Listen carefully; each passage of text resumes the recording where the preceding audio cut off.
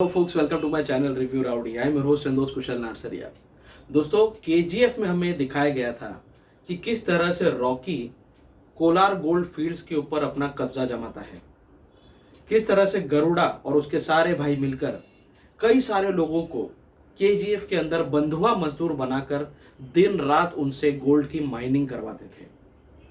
लेकिन अब ये सोचो कि जो लोग केजीएफ में मजदूर की तरह काम कर रहे थे, अगर वो लोग वहां से निकलने की कोई प्लानिंग, प्लॉटिंग या कोई रिबेलियस स्ट्रैटेजी यूज करते और अगर उस पर कोई मूवी बनती तो उस मूवी का नाम होता Shamshera. Shamshera is heavily inspired from the plot of KGF. इसका प्रेजेंटेशन, इसका narration style, majority of its sub plots are heavily inspired from KGF. लेकिन मैं ये नहीं कह सकता कि ये केजीएफ से कॉपीड है, बिकॉज दोनों ही फिल्म का टाइमलाइन काफी अलग है। दोनों ही फिल्म अलग अलग इंडस्ट्री में बनाई गई और अलग अलग टाइम फ्रेम में बनाई गई हैं। तो अगर शमशेरा केजीएफ से पहले आ जाती, पहले बन जाती, तो इसे ओरिजिनल कॉन्सेप्ट कहा जाता। बट क्योंकि केजीएफ के दोनों चैप्टर ऑलरेडी रिलीज हो चुके हैं, तो दोनों मूवीज में कंपैरिजन होना तो लाजमी है। शमशेरा में मेकर्स ने शमशेरा नामक एक फिक्शनल कैरेक्टर गढ़ा है और कहानी कुछ इस प्रकार की है कि प्री इंडिपेंडेंस पीरियड में कबीरन नाम की एक आदिवासी ट्राइब रहती है, जिसे मुगल लोग मार पीट कर अपनी जगह, अपने गांव यानी राजपूताना से खदेड़ फेंकते हैं।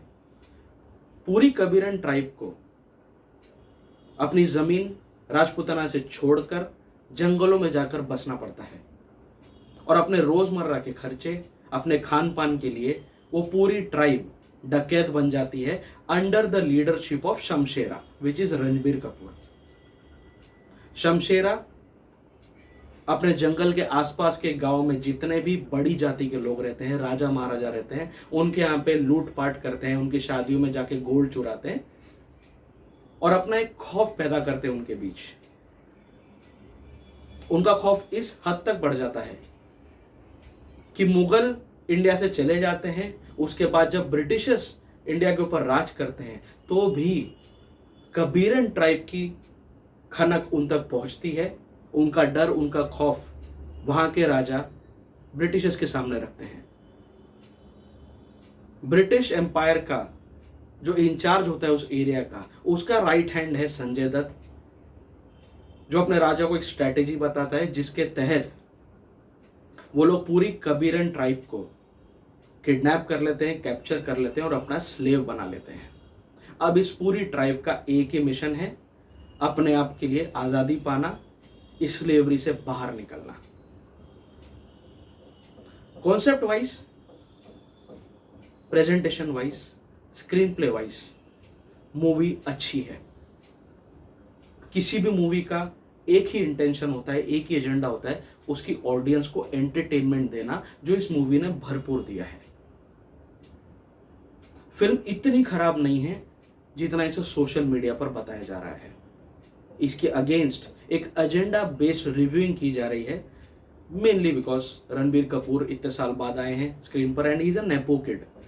सो ये सारी चीज़ें अभी specially after Sushant Singh case, ये सारी चीज़ें इनके अगेंस्ट जा रही हैं। काफ़ी ज़्यादा एंटी बॉलीवुड सेंटिमेंट पूरी कंट्री में रोल आउट हो रहा है, जिस वजह से लोग इसके बारे में नेगेटिव रिव्यूज़ दे रहे हैं। इनफैक्ट जिनको ये फिल्म पसंद आई है, they are going gaga over it. काफ़ी स्टार्क डिफ्रेंसिएशन है और मेरा काम है आपको एक ऑनेस्ट रिव्यू देना। सो मुझे टेक्निकली फिल्म पसंद आई है।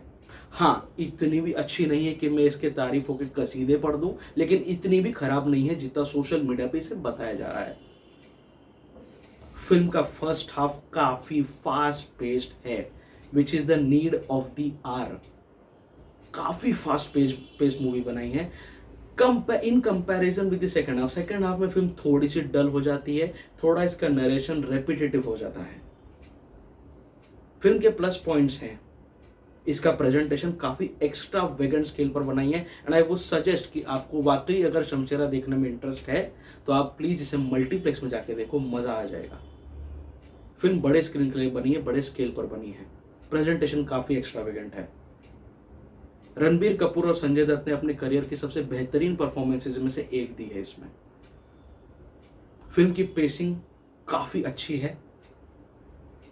डायरेक्टर आपको टाइम ही नहीं देता एक प्लॉट के साथ प्रॉपरली सेटअप होने के लिए। There are so many sub plots which are thrown at you at a very fast pace, जो फिल्म के लिए एक प्लस पॉइंट भी है, माइनस पॉइंट भी। प्लस पॉइंट इसलिए कि आप एंगेज रहते हो पूरे नरेशन में, माइनस पॉइंट इसलिए क्योंकि फिल्म जरूरत से ज्यादा लंबी दिखती है। मैं ये फिल्म देख देख कर थक गया, ऑडियंस भी थक गई थी। फिल्म का फर्स्ट हाफ इतनी ज़्यादा कहानी बताई गई, उसमें इतना ज़्यादा मसाला डालने की लोगों ने कोशिश की है कि ऐसा लगता है कि फिल्म ख़त्म ही नहीं हो रही है। मैं देख रहा था कि भाई ये लोग इंटरवल करना भूल तो नहीं गए। इतनी लंबी लगती है फिल्म, इतनी लंबी। थोड़ा इन लोग ने अगर नरेशन पे काम किया होता, स्क्रीन पे थोड़ा अच्छा करके थोड़े सीन्स कम कर देते, थोड़े गाने कम कर देते ना, फिल्म और ज़्यादा अच्छी होती, और ज़्यादा इम्पैक्टफुल होती। नॉनदलेस यह अच्छी बात है कि फिल्म फास्ट पेस्ड है, आपको बांधे रखती है और आखिर तक आपको एंटरटेनमेंट देती है। माइनस पॉइंट सिर्फ कुछ हैं फिल्म में। पहला, वाणी कपूर इस फिल्म में क्यों थी शायद उसको भी नहीं पता था। पैसा मिल गया, उसको सिर्फ नाचना गाना था और अपना सेक्सी रूप दिखाना था, वही काम उसने किया और अच्छा किया उसने। फिल्म में गाने ज़रूरत से ज़्यादा है। फिल्म का जो नरेशन स्टाइल है थोड़ा लेट 80s और अर्ली 90s का लगता है। उस टाइम में ऐसी फिल्में बनती थी जहाँ पे एक नचनिया का शो बार बार हो रहा है हर जगह पे, और वहाँ पे आके डकैत वहाँ पे आके लूट मचाते हैं, लेके जाते हैं। चाइना गेट वगैरह में भी ये चीज़ें चली हैं, बट आज ऑडियंस थोड़ी चेंज हो गई है, थोड़ी मॉडर्नाइज हो गई, तो थोड़ा ये कॉन्सेप्ट आउटडेटेड लगता है। लोग इसको सोशल मीडिया पर ठग्स ऑफ हिंदुस्तान से कंपेयर कर रहे हैं, which is a very wrong thing. Thugs of Hindustan और शमशेरा में सिर्फ एक कॉमन पॉइंट है कि दोनों ही कहानियां प्री इंडिपेंडेंस पीरियड की हैं। Otherwise Shamshera is a far better and way better movie than Thugs of Hindustan, to be precise. Vani Kapoor film में क्यों थी इसका कोई खास जस्टिफिकेशन है नहीं, ज़्यादा काम उसका है नहीं। और प्लस उसके जो डिज़ाइनर कपड़े इसमें पहनाए गए हैं उसको काफ़ी ज़्यादा फेक लगते हैं, काफ़ी ज़्यादा ट्रेंडी और आज के ट्रेंड के हिसाब से लगते हैं। कहीं से भी वो 1871 के कपड़े नहीं लगते हैं। ये दो गलतियां फिल्म में की। फिल्म में गाने ज़्यादा डाल दिए और गाने मिथुन के होते हुए भी एक भी गाना मेलोडियस नहीं है, मज़े ही नहीं है गानों में। प्लस सेकंड हाफ में फिल्म थोड़ी सी ड्रैग करती है और पता नहीं क्या डायरेक्टर करण मल्होत्रा को शायद कोई फेटिश है संजय दत्त को हवा में लटकते हुए देखने की। इनकी लास्ट फिल्म अग्निपथ में भी उनको फांसी पे लटकाया था संजय दत्त को ऋतिक रोशन के थ्रू। ये बार भी जब रणबीर कपूर उसको ऑलमोस्ट मार देता है फिर भी फिल्म वहाँ खत्म नहीं होती है। रणबीर कपूर उसको घसीट के जब तक लटका नहीं देता तब तक इनको चैन नहीं मिलता डायरेक्टर साहब को। वो चीज़ थोड़ी स्ट्रेच लगी। सेकंड हाफ थोड़ा स्ट्रेच लगा, थोड़ा रेपिटेटिव लगा। इसके जितने भी ब्रिटिश कैरेक्टर्स दिखाए हैं, ब्रिटिशर्स को इन लोगों ने पॉजिटिव लाइट में दिखाया है, शायद इसलिए भी लोगों को पच नहीं रही है फिल्म। बट ठीक है, जो भी चीज़ दिखाई जबरदस्ती फोर्स नहीं किया कि ये लोग अच्छे लोग थे और हम लोग खराब थे, हमारे हिंदू लोग ही हमारे अगेंस्ट थे। ये सारी चीज़ें जो बकचोदी चल रही है सोशल मीडिया पे बहुत ज़्यादा गलत है। ऐसा फिल्म का कोई भी इंटेंशन नहीं, कोई भी पर्पस नहीं लगा मुझे। फिल्म नेचुरल वे में आगे बढ़ती है और ब्रिटिशर्स का कैरेक्टर जितना ज़रूरी था उतना उन लोग ने रखा है। लेकिन जितने भी ब्रिटिश एक्टर्स हैं काफ़ी ज़्यादा कैरिकेचरिश लगे मुझे। 3-4 फ्लॉ है, अगर ये लोग ठीक कर देते, फिल्म की रन टाइम पे थोड़ा काम करते, इसका सेकंड हाफ थोड़ा और फास्ट पेस्ड और थोड़ा छोटा कर देते, वाणी कपूर को थोड़ा और कुछ मीठी रोल दे देते, तो फिल्म और भी ज़्यादा अच्छी और भी ज़्यादा इम्पैक्टफुल होती। There are many high moments जो इमोशनली काफ़ी ज़्यादा चार्ज्ड हैं। रणबीर कपूर हैट्स ऑफ यार, what a performance, what a performance. Sanjay Dutt hats off, excellent performance. ये दोनों लोग अपने मजबूत कंधों पर पूरी मूवी को कैरी करके लेके गए, मज़ा आ गया। फिल्म और अच्छी हो सकती थी, मैंने जो फ्लॉज बताया अगर उन पे काम कर दिया जाता तो फिल्म का इम्पैक्ट और अच्छा होता। फिल्म इतनी खराब नहीं है जितना सोशल मीडिया पे इसे बताया जा रहा है। So I would still suggest go and watch this movie at least once in your nearest multiplex.